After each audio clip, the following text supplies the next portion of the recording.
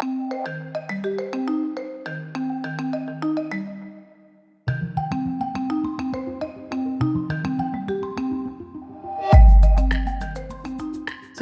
the title of our work is Fragile Tree, Fragile Future.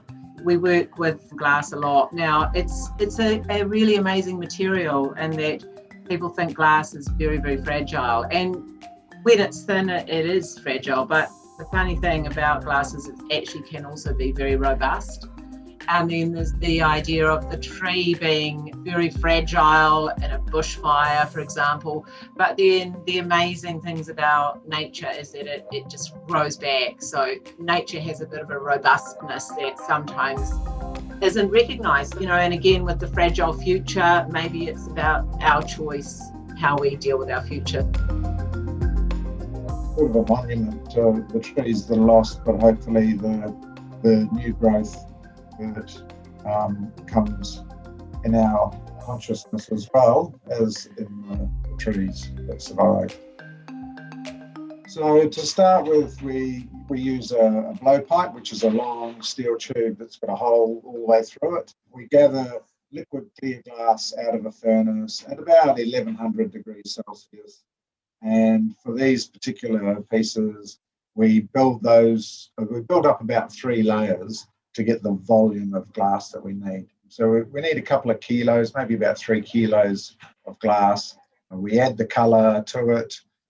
Once we've established the amount of glass that we want and the colour and the pattern, then we start to inflate it by blowing air down the tube into the glass and expanding the piece in the end. And once we've got a nice long cylinder, about 300 long, we then open the end up using a little torch, heating it, getting a hot spot, opening it up with some tweezers, straightening it all up so we've got a nice even cylinder. We then knock it off into a kiln where we cool it very slowly over about 2 days. If you cool it down too quickly, it'll just crack or shatter.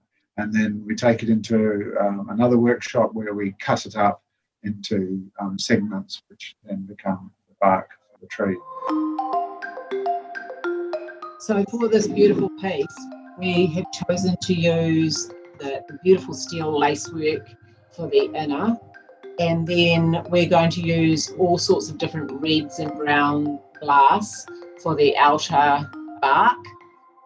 Moving out from the bark is going to be some beautiful flowers that they're in glass as well, and that's the bit that represents the new growth and the strength of nature.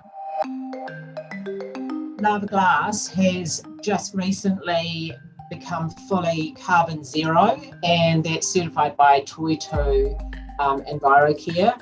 So it was a huge journey. We actually spent 2 years planning it. I just got to the point where I didn't want to keep blowing glass if we were consuming large amounts of gas and burning up the atmosphere.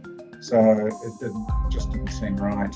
So we made a pledge to ourselves about 3 years ago, I suppose, that we were going to become carbon neutral or stop. And it's been a really exciting journey. And so now every piece that we produce at Lava Glass is 100% carbon zero certified, and we're really proud of that. And the beautiful fragile tree is also carbon zero, which is really cool.